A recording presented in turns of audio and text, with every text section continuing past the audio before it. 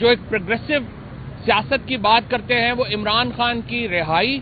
اور ان کے علاج معالجے کا مطالبہ کر رہے ہیں۔ یہ خالی پیس بورڈ سائن کرنے سے یا روزانہ ٹرمپ سے ملاقات کرنے سے یا روزانہ کبھی ایران کا سودا کرنے سے کبھی فلانے کا سودا کرنے سے آپ ملک نہیں چلا سکتے۔ ملک کو اندر سے مضبوط ہونا چاہیے۔ باہر سے آپ جتنی مرضی جو ہے وہ ٹپوشیاں لگاتے رہیں، کبھی ایک جگہ سے دوسری جگہ، دوسری سے تیسری جگہ، اس کا پاکستان کے لوگوں پہ اثر نہیں ہو رہا۔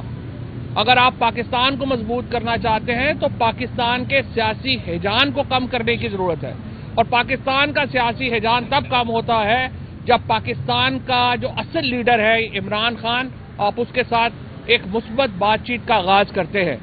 آج جس طرح سے نیشنل ڈائیلاگ کمیٹی نے مطالبہ کیا تھا، حکومت کوٹ لکھپت میں مقیم جو قیدی ہیں جن کو 3 سال ہو گئے ہیں جیلوں میں، ان کو رہا کرے، جو خواتین پرزنرز ہیں ان کو ریلیف دے، اور اس کے بعد عمران خان سے بیٹھ کے اگلے الیکشن کا فریم ورک طے کرے، اور اگلے الیکشن سے پہلے آپ ایک نیشنل گورنمنٹ کا قیام پاکستان میں عمل میں آئے جس میں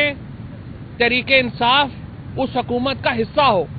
تاکہ آپ نے آج تک ان کے منہ سے عمران خان کی رہائی کے لیے پاکستان کے لیے، اور یہ حامد خان اس وقت ایک لعنت بن چکا ہے پاکستان کے وکلا سیاست کے اوپر، اور عمران خان کی وکلا سیاست کے لیے ایک وہ ناسور ثابت ہو رہا ہے جنہوں نے پورے پاکستان کے اندر شدید نقصان پہنچایا ہے ILF کی سیاست کو اور تحریک انصاف کی سیاست کو اور جمہوریت کو۔ جو ایک پروگریسو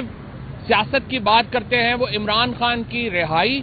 اور ان کے علاج معالجے کا مطالبہ کر رہے ہیں۔ میری نظر میں